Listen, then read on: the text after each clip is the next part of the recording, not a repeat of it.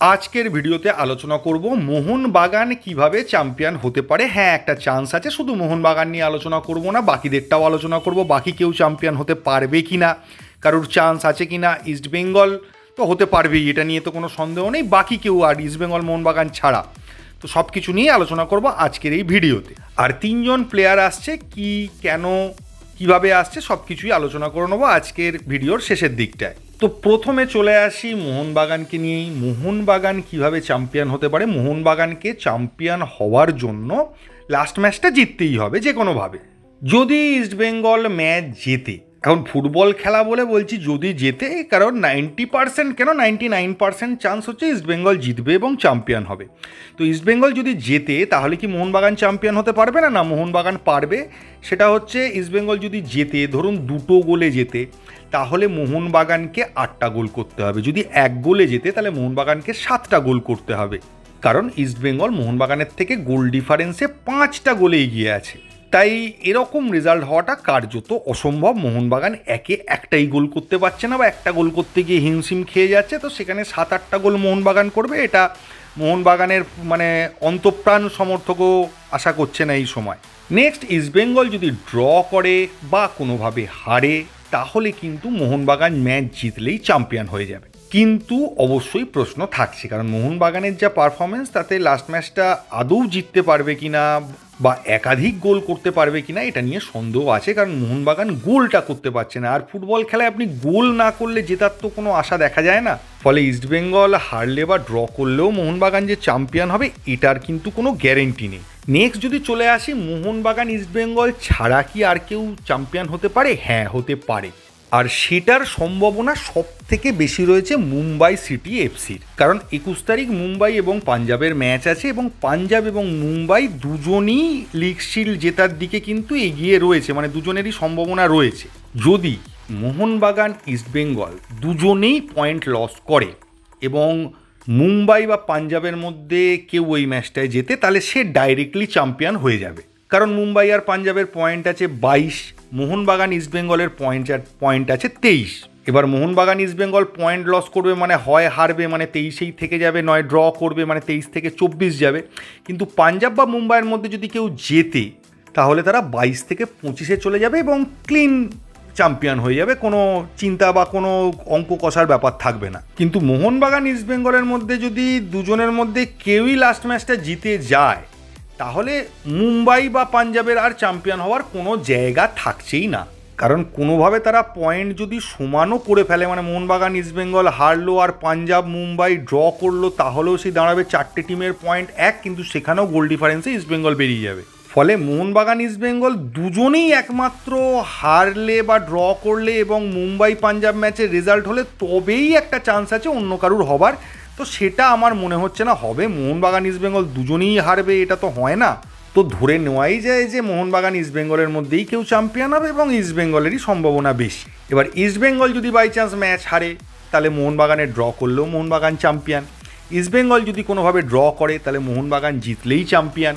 তবে একটা জিনিস বলে রাখা দরকার, যদি ইস্টবেঙ্গল হারে আর মুম্বাই পাঞ্জাব এফসি ম্যাচে যদি কেউ জেতে, সেক্ষেত্রে কিন্তু মোহনবাগানকে ড্র করলে চলবে না, মোহনবাগানকেও তখন জিততেই হবে।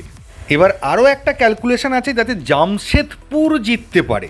ধরুন মুম্বাই আর পাঞ্জাব ম্যাচটা ড্র হলো, মোহনবাগান হারলো, ইস্টবেঙ্গল ড্র করলো, তাহলে জামশেদপুর আর ইস্টবেঙ্গল, আর জামশেদপুর যদি জেতে উড়িষ্যার সঙ্গে, তাহলে জামশেদপুর ইস্টবেঙ্গল আবার একই পয়েন্ট হয়ে যাবে। কিন্তু হেড টু হেডে জামশেদপুর জিতেছিল ম্যাচটা ইস্টবেঙ্গলের সাথে, তাই তখন চ্যাম্পিয়ন জামশেদপুর হয়ে যাবে। আর ইস্টবেঙ্গল যদি জিতে যায়, তাহলে তো আগেই বললাম একটা অবিশ্বাস্য গোল মার্জিনে মোহনবাগানকে জিততে হবে, যেটা কার্যত অসম্ভব। এবার মোহনবাগানের কিছু খবর পাওয়া যাচ্ছে, অ্যালবার্টো রড্রিগেজ কার্ডের জন্য নেই লাস্ট ম্যাচটায়, আপুইয়া খেলতে পারবে, আপুইয়ার সেরকম কোনো প্রবলেম নেই আপাতত।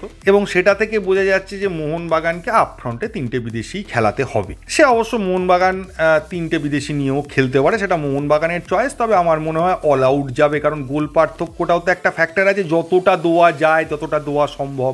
তবে এটাও ঘটনা, স্পোর্টিং ক্লাব দিল্লির জায়গায় যদি আজকে কোনো ভালো টিমের সঙ্গে মোহনবাগানের লাস্ট ম্যাচ থাকতো, তাহলে আমরা তো এই কথাটা বলতেই পারতাম না, আমার ভিডিও করাটাই লজ্জার হতো যে মোহনবাগান, ধরুন সাপোজ আমি উদাহরণ দিয়ে বলছি, নর্থ ইস্টের সঙ্গে মোহনবাগানের খেলা বাকি, জামশেদপুর বা পাঞ্জাবের সঙ্গে খেলা বাকি, আপনি কখনো বলতে পারেন যে মোহনবাগান 5-6টা গোল দেবে? ইম্পসিবল ব্যাপার। তো এখনও আমি বলতে পারছি, জানি এখনও সেটা কার্যত অসম্ভব, কিন্তু তাও বলা যাচ্ছে যে না, মোহনবাগান যদি দিয়ে দেয় তবে মোহনবাগান অল আউট খেলবে, ডিফেন্স ফিফেন্স ওপেন করে, পারলে বিশালকাই তো উঠে যাবে, এরমভাবেই খেলতে হবে। আর মোহনবাগান আশা করি ওইভাবেই খেলবে, কারণ হারানোর তো কিছু নেই। আইদার চ্যাম্পিয়ন হবে অথবা হবে না, সেকেন্ড হলো কি থার্ড হলো কি ফোর্থ হলো, তাতে মোহনবাগানের খুব একটা কিছু যায় আসে না। তাই আশা করছি একটা অন্য ধরনের খেলা, বা মোহনবাগানের একটা অল আউট খেলা, একটা দুর্ধর্ষ খেলা দেখলেও দেখতে পারি। মানে খেলার রেজাল্ট আমি বলছি না যে মোহনবাগান অল আউট খেলবে আর মোহনবাগান প্রচুর গোল করে দেবে, তা নয়, কিন্তু একটা সেই ফাটিয়ে দেবো, উড়িয়ে দেবো, একদম ছিঁড়ে খেয়ে নেবো, এরকম একটা মানসিকতার খেলা কিন্তু আপনারা দেখতে পেতে পারেন। আর লাস্ট যেটা কথা বলবো, 3টে প্লেয়ার আসতে চলেছে, এটা মোহনবাগানের নয়, অনেকে ভুল করে থাকতে পারেন, এটা আমাদের ভারতীয় টিমে, এটা আমাদের ভারতীয় ফুটবল টিমে 3জন ওসিআই প্লেয়ারের সাথে কথাবার্তা অনেক দূর পর্যন্ত প্রায় এগিয়ে গেছে। কোচ খালিদ জামিলের তরফ থেকেও একটা গ্রিন সিগন্যাল দেওয়া হয়েছে। এটা একটা ইন্টারভিউতে মার্কাস মার্গুলার সঙ্গে খালিদ জামিলের কথা হয়েছিল। প্লেয়ারদের নামটা এই মুহূর্তে খালিদ জামিল ডিসক্লোজ করতে চায়নি, কিন্তু তিনি যেটা মনে করছেন 2026 সালেই হয়তো আমরা আরও 1 বা 2জন প্লেয়ারকে ইন্ডিয়ার হয়ে খেলতে দেখতে পারি, ওসিআই প্লেয়ার, এবং সামনে বছর হয়তো আরও 1জন বা 2জন ওসিআই প্লেয়ার ভারতীয় টিমে আসতে পারে, সেরকম একটা প্রবল সম্ভাবনা বা উজ্জ্বল সম্ভাবনা হয়েছে। এবং তারা আসবে রায়ান উইলিয়ামসের পথ ধরেই, বা রায়ান উইলিয়ামস যেভাবে এসছে নিজের দেশের পাসপোর্ট ছেড়ে ইন্ডিয়ার পাসপোর্ট নিয়ে, সেইভাবেই আসতে চলেছে, এরকমই কিছু খবর পাওয়া যাচ্ছে। কিন্তু এটা এখনও কনফার্ম হয়নি, যতক্ষণ না প্লেয়ার এখানে ফাইনালি চলে আসছে বা ইন্ডিয়ান পাসপোর্ট নিচ্ছে ততক্ষণ এটা বলা যায় না। তো এই ছিল মোটামুটি খবর। আগামীকাল থেকে 2টো ম্যাচ নিয়েই আলোচনা করব, ইন্টারকাশি ইস্টবেঙ্গল এবং মোহনবাগান স্পোর্টিং ক্লাব দিল্লি, সব কিছু নিয়েই চেষ্টা করব আলোচনা করার। এটাই লাস্ট ম্যাচ, এরপরে তো আবার পরের সিজন, যদিও একটা খবর পাওয়া যাচ্ছে ডুরান্ড কাপ সম্ভবত জুলাই মাসে হতে চলেছে। জুন মাসটা আমাদের ভারতীয় ফুটবল কিছু হবে না, কিন্তু জুন মাসে ওয়ার্ল্ড কাপ রয়েছে, ফলে ওয়ার্ল্ড কাপ নিয়ে আমরা কিছুটা ব্যস্ত থাকবো, আমরা খেলাগুলো দেখবো। ওয়ার্ল্ড কাপ তো দেখার মতোই জিনিস, একজন প্রকৃত ফুটবল সমর্থকের তো ওয়ার্ল্ড কাপ দেখা উচিত বলেই আমি মনে করি। তাহলে অন্তত এটা বুঝতে পারবো যে অ্যাকচুয়াল ফুটবলটা কোন লেভেলে চলছে আর আমরা কোথায় রয়েছি বা আমাদের খেলাটা কোথায় আছে, সেটার পার্থক্যটা পরিষ্কার বুঝতে পারা যাবে। এবং যথেষ্ট ভালো লেভেলের, মানে সব থেকে ভালো লেভেলের খেলা হয়, ফুটবলটাকে এনজয় করার আসল জায়গা কিন্তু ওয়ার্ল্ড কাপ। কিন্তু তার আগে আমাদের 21 তারিখের দিকে তাকিয়ে থাকতে হবে। এই ভিডিওতে এইটুকুই, থ্যাংক ইউ, ধন্যবাদ এবং জয় মোহনবাগান।